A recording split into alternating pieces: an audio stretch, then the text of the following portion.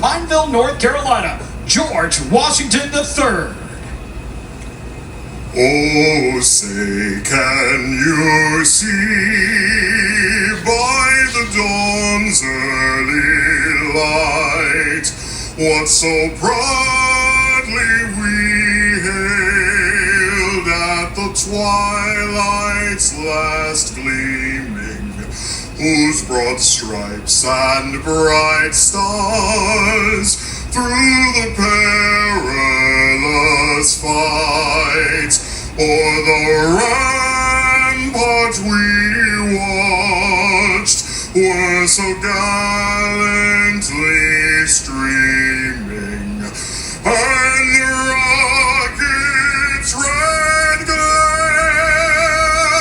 the bombs bursting in air, gave proof through the